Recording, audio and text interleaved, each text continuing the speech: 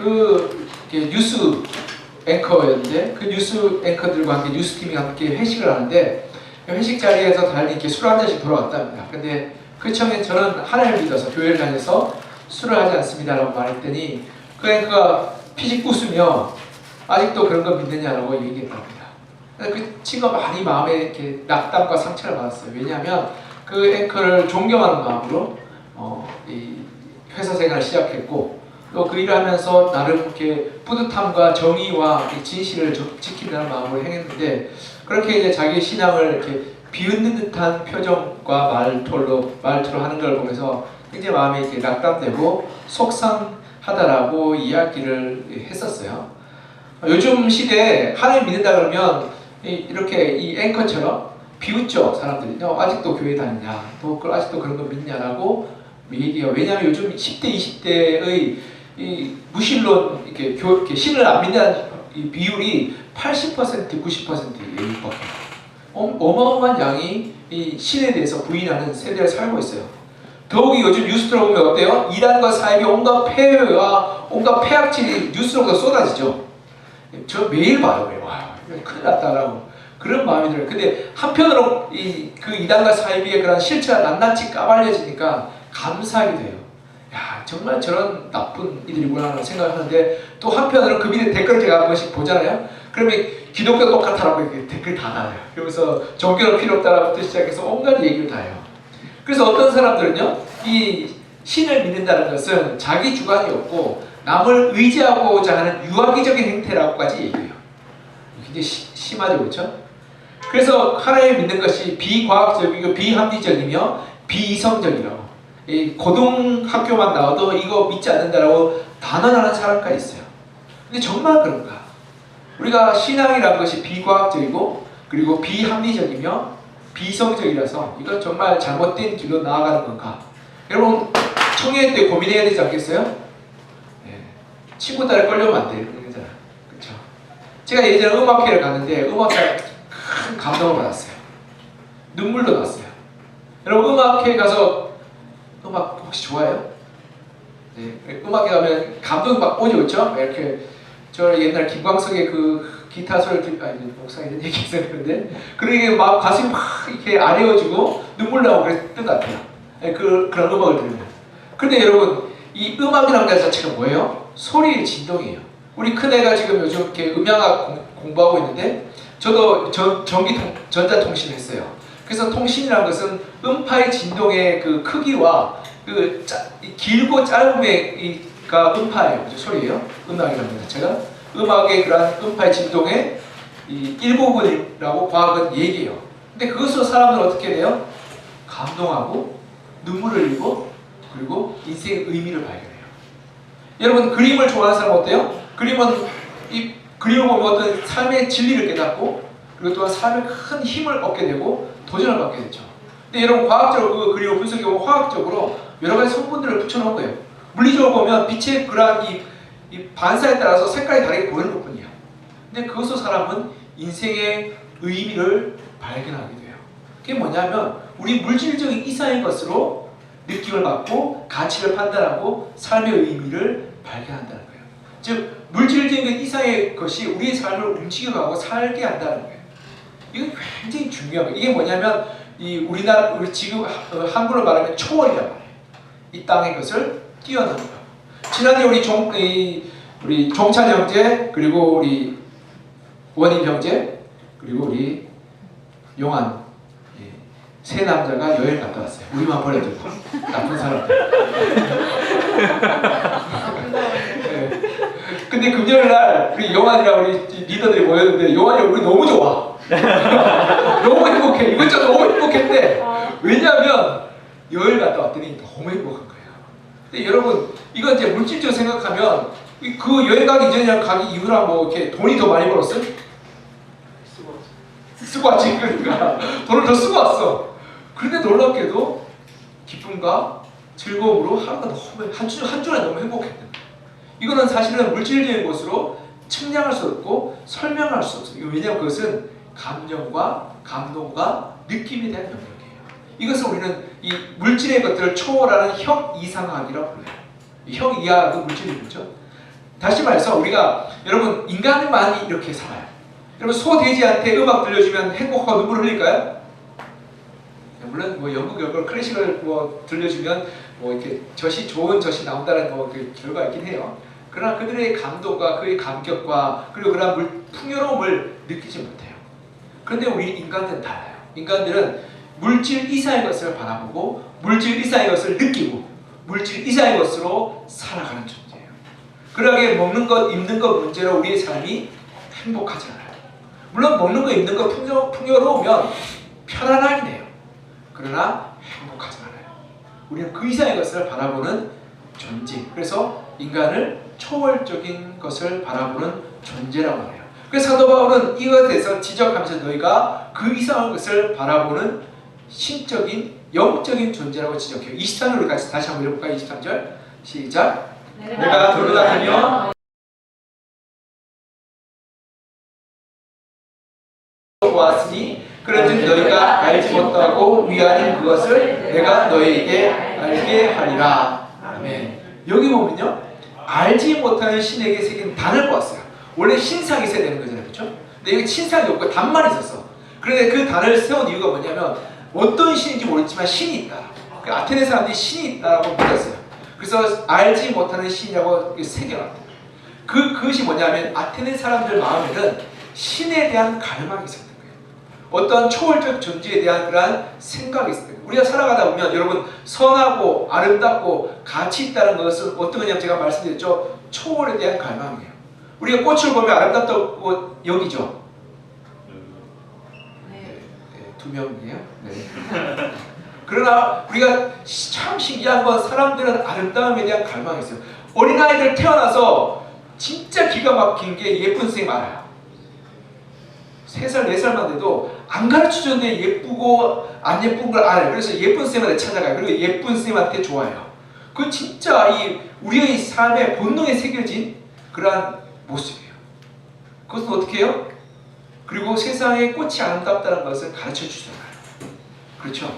그 이유는 뭐냐면 그것은 그 물질의 너머를 바라보는 그런 안목과 그리고 시선이 우리에게 숨겨져 있는 거예요. 그것을 영적인 시선이라고 해요.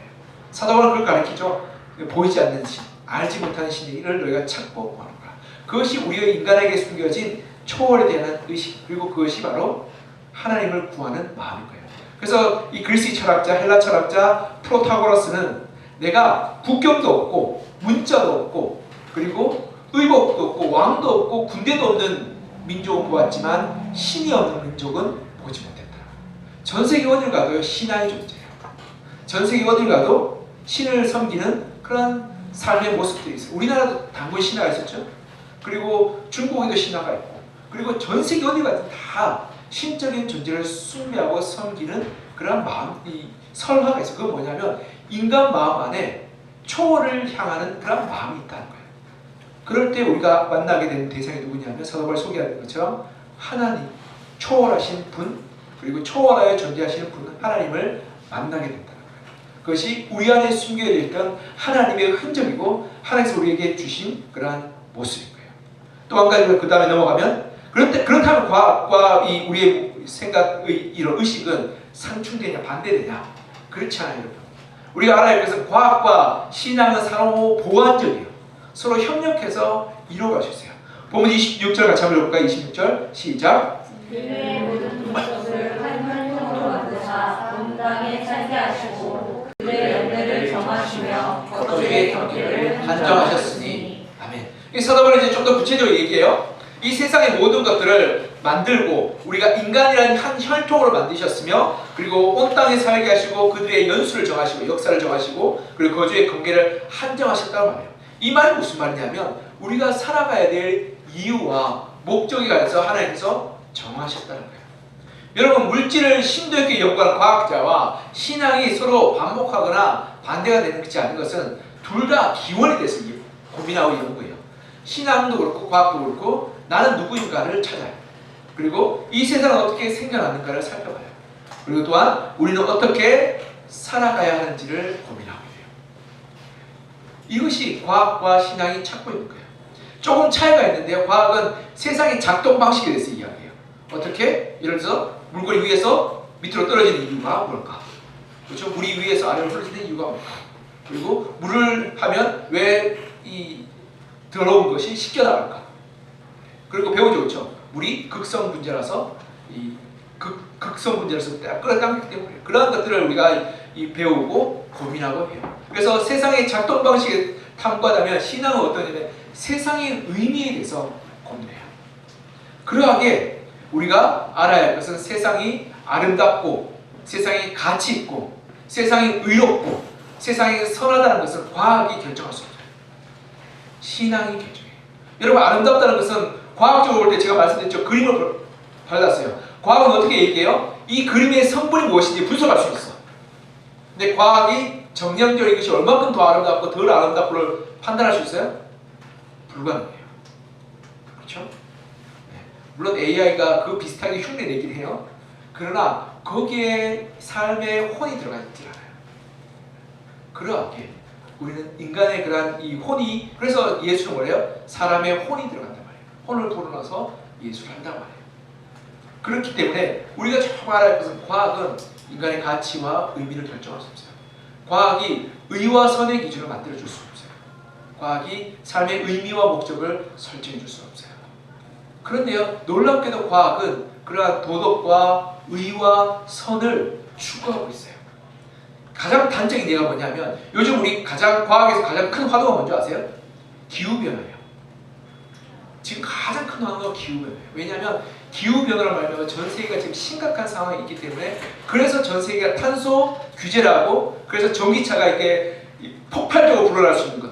우리 현대차 다니시는 우리 김석희 지사님의 그 전기차로의 그 전업이 폭발적으로 일어나는 이유가 뭐냐면 기후 문제 때문에 지금 전 세계가 거기에 집중하고 바꿔나가는 거예요. 그런데 기후 문제에 집중하면 할수록 이 과학자들이 마주하는 문제가 뭔지 아세요? 인간의 탐욕과 이기심. 인간의 탐욕과 이기심을 해결하지 않는다면 이 기후 문제가 해결되지 않는다고 그들은 이야기하고 소리 높이고 있어요. 그런데요, 과학으로 인간의 탐욕과 이기심을 제한할 수 없어요. 방법이 없어요. 오히려 이 신앙의 그런 윤리와 의와 선한 기준이 없다면요, 과학은 더 무시하게 흘러가게 됩니다. 여러분, 예를 들어서요, 여러분, 과학이 발전하면 할수록 어떻게 되냐면 사람을 더 무시하게 죽일 수 있는 길이 열리게 됩니다. 그래서 원자 폭탄을 설계하고 만든 오펜하이머 박사가 우리가 정말 이 죽음의 신을 깨웠다라고 얘기해요. 그리고 어마어마한 집단 학살의 시대가 열리게 됩니다. 이제는 버튼 한 번 누르면 인류가 절멸할 수 있는 그런 무시무시한 시대를 살고 있는. 그래서 그 버튼을 어떻게 누를 수 있냐면 선한 마음과 의가 상실되게 될 때, 이기심과 탐욕의 끝에 다다를 때 너 죽고 나 죽자로 나아가게 되는 거예요. 그러게 과학자들도 윤리와 선과 의를 갈구하고 있어요. 그런데 윤리와 선의 기준은 어디에 있냐면 신념에서 나와요. 신념은 우리 가치관에서 나오고, 가치관의 가장 올바른 가치관은 하나님부터 말미암는 선과 의의 가치관이에요. 그렇지 않으면 개인의 이기심과 개인의 탐욕을 조절할 수 없는 거예요. 지금도 그렇죠. 우리 세계, 미국과 우리나라의 관계 보면 어떻게 해요? 미국이 저렇게 탐욕을 부리고 우리가 어떻게 해요? 힘이 없으니까 손쓸 수밖에 없는 거예요. 그 탐욕을 부리는 순간 이걸 선과 의에 의존하지 않으면 이건 정말 끝까지 가는 거예요. 그렇게 될 때 파괴적인 결과가 나오는 거예요. 여러분, 아인슈타인 이렇게 말했어요. 나는 무신론자가 아니다. 오히려 우주의 신비에 대해 종교적인 경외심을 느낀다. 여러분, 혹시 칼 세이건 박사 혹시 아시나요? 코스모스라는 책을 지었던 유명한 박사예요. 미국과 이 서구 사회에서는 칼 세이건 하면 대단한 박사. 왜냐하면 인문학과 이 과학을 이 통합해서 설명했던 사람이고, 그 사람은 코스모스라는 책으로 말미암아 20세기의 과학에 대한 그런 지평을 그었다라고 말하는 사람이에요. 그래 무신론자들이 이 칼 세이건의 이야기를 들으면서 봐라 신이 어딨냐라고 얘기해요. 근데 칼 세이건 박사가 이렇게 얘기했어요. 우주를 깊이 이해할수록 종교적 감정과 가까워진다. 이게 무슨 말이냐? 내가 초월에 대한 마음을 알게 되고 세상의 경위에 대해서 내가 놀라게 된다. 그러면서 이 어떻게 말하냐면 이 신적인 존재를 더듬어서 생각하게 된다는 얘기해요. 27절 우리 같이 한번 해볼까요? 27절 27 시작. 이는 사랑으로 꼭 하나님을 더듬어 찾아 발견하게 하려 하심이로되 각 사람에게서 멀리 계시지 아니하도다. 아멘. 여기 보면 하나님께서 연도와 한계와 물질의 세계를 기한한다고 그건 뭘 때문이라고요?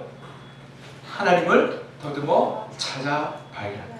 세상의 경외와 세상의 아름다움과 세상의 가치를 우리가 살펴보고 알게 될 때 우리는 더듬어서 누구를 찾게 된다고요? 이 세상을 만드신, 이 세상의 질서를 부여하신 하나님을 더듬어 찾게 된다라고 말씀하고 있는 거예요.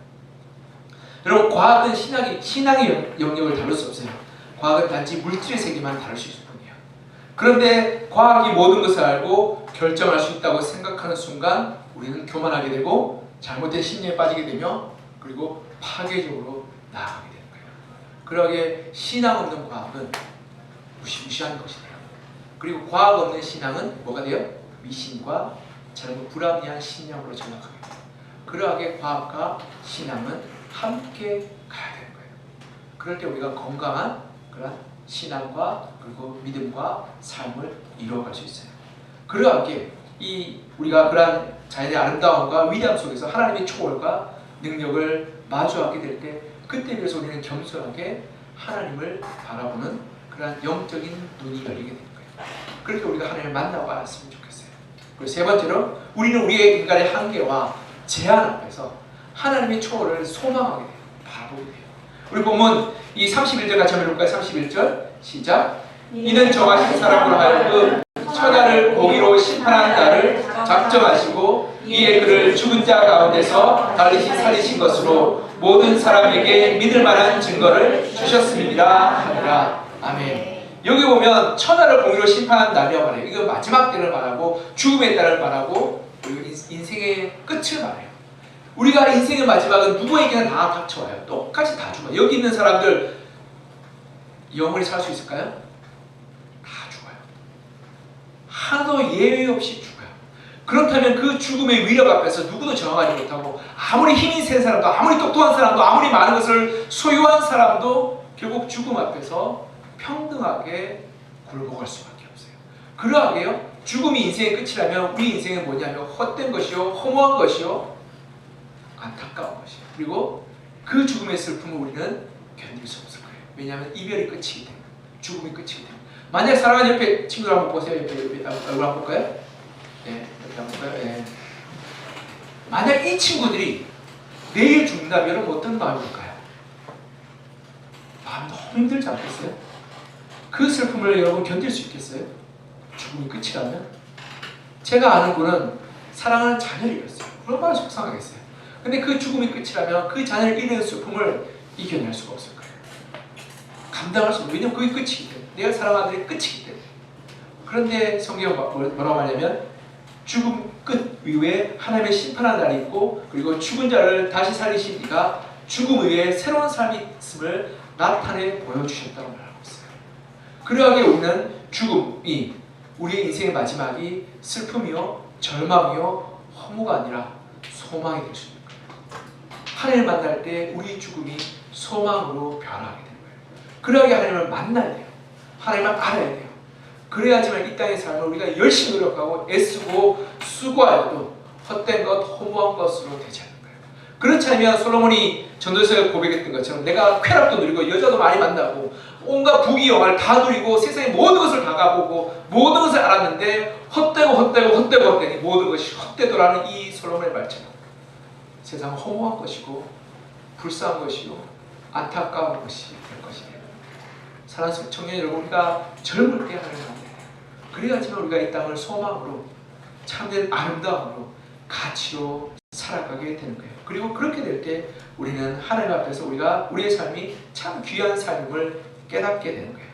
함석헌 시의 믿어지이다라는 시가 있어요. 제가 일부 구절을 제가 읽어드릴게요. 주여 마지막 길로 주에게 왔사오매 다시 더 갈 곳도 없고 다시 더 할 바도 없사옵니다. 물어볼 곳에도 남김없이 물어보았고 들어볼 충고도 다 들어보았습니다. 그러나 아무도 구하는 바를 주는 자 없더이다. 제 힘에 잘하는 바, 제 손에 닿는 바도 빠짐없이 다 시험해 보았습니다. 그러나 제 힘으로는 아무럴 수도 없더이다. 행여나 제 힘으로 얻어볼까 하여 있는 대로 악을 써보고 바들거릴 대로 바들거려보고 앙탈을 해볼 대로 앙탈해 보았습니다. 그러나 모두 헛것이었습니다. 영생은 오직 주에게만 있으니 주를 내어놓고 아무리 다른 데 구한들 어디가 얻사오리까. 드디어 빈손으로 절망하고 돌아와 최후의 길로 주에게 왔사옵니다. 이제는 내쫓으신 데야 갈 수도 없고 아니 주신다면 영원히 죽을 뿐입니다. 주께서 구원하신다면 살 것이요 못하신다면 죽을 따름입니다. 주여 채우러 왔사옵니다. 주여 믿어지이다. 이 고백이 뭐냐면 우리 인생을 다 돌아보고 살펴보고 공부해보고 고민해보고 연구해보고 그러니까 죽음과 그 삶의 문제 앞에서 결국 하나님밖에 방법이 없음을 깨달았다라고 이 함석헌 씨는 얘기하고 있는 거예요. 우리가 이 땅 가운데 아무리 똑똑한 사람도 아무리 과학적으로 탁월한 사람도 지혜로운 사람도 결국 하나님을 만나지 않으면 그의 삶은 헛된 것이요 허무한 것이요 슬픈 것이 될 것입니다. 그러나 우리가 기억해야 될 여러분 들의 핀 꽃을 한번 보세요. 하룻밤에 지었다가 하룻밤에 핀 꽃도 그렇게 아름답죠. 그렇게 귀하죠. 그런데요 그 아름답고 귀한 것은 하나님께서 그에게 그러한 사명과 의미를 주셨기 때문이에요. 여러분 산에 날아다니는 새와 들에 다니는 짐승들 한번 보세요. 그들이 고민하던가요? 먹을 쌓아뒀고 내일을 준비하고 있는 거예요. 그렇지 않고 하루하루를 살아가면서 불구하고 하나님께서 먹이시고 입히시고 그러지 않으세요? 그러하게 우리를 만드신 하나님을 만나게 될 때 우리는 우리의 염려와 걱정과 불안을 하나님 앞에 내려놓을 수 있고 이 땅을 참 아름답게 참 귀하게 참 의미 있게 살아가게 되며 이 땅의 죽음과 그리고 두려움이 우리를 흔들어 놓지 못하게 될 거예요. 여러분 우리가 물질을 중요하게 여기고 물질을 소중하게 여긴다면 우리는 물질의 종이 돼요. 왜냐하면 물질이 우리 인생을 판가름하기 때문에 그래요. 그래서 우리가 과학을 맹신하게 되면 과학이 중요하고 가치 있는 과학을 맹신하다 보면 물질주의적으로 전락하게 돼서 결국에는 물질이 우리의 삶의 주인이 되는 거예요. 그러나 하나님 우리를 물질의 주인으로 삼았지 종으로 만들지 않았어요. 하나님 우리를 물질 이상의 것을 바라보게 하시고 물질 이상의 것을 살게 하시고 물질 이상의 것으로 달려가게 하셨어요. 그러하기에 우리는 가치 있고 의미 있고 아름답고 선하고 의로운 것을 바라보게 하셨어요. 그러하기에 우리는 세상의 주인이요 물질의 주인으로 살아가게 되는 거예요. 그것을 위해서 우리가 진정 알아야 될 것은 이 세상을 만드시고 나를 만드신 그 초월하신 분 하나님을 만나야 해요. 그때 내 삶의 의미와 가치와 아름다움을 발견하고 회복하게 되는 거예요. 여러분 들의 핀 꽃보다 여러분이 더 아름답고 여러분 인생이 더 귀하고 여러분 인생이 더 복돼요. 그러하게 여러분의 인생들이 참 아름답고 귀하고 소중하게 꽃피었으면 좋겠어요. 그래서 우리가 하나님을 만났으면 좋겠어요. 이제 우리 같이 기도할까요? 하나님 우리 삶에 참 아름답고 귀한 그런 것들을 만들어가고 살아가고 싶습니다. 이 세상이 물질로 이루어졌기에 우리가 물질의 종이 되지 않게 하시고 물질이 우리 인생을 판가름하고 결정되지 않게 하시고 우리가 물질 넘어 있는 아름다움과 선함과 의로움 그리고 그것을 만드시는 하나님 앞에서 우리가 우리의 삶을 아름답게 귀하게 복되게 살아갈 수 있도록 도와주십시오. 시간까지 좀 기도할까요? 기도하겠습니다.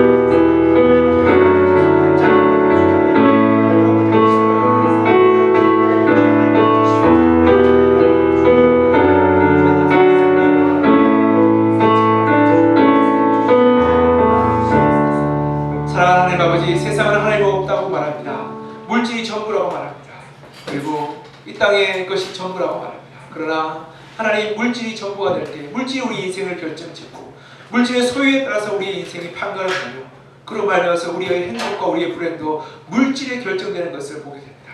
하나님 우리가 물질의 종이 되지 않게 하여 주시고 물질의 주인 되게 하여 주시옵소서. 하나님 우리에게 주신 그 영적인 안목과 시야를 열어 보여서 물질 너머의 것을 바라보게 하여 주시고 선하고 아름답고 가치 있고 소중한 것을 바라보며 달려가게 하여 주시며 그리고 그것을 더 넘어서 그 너머에서 우리가 하나님을 보게 하여 주시옵소서.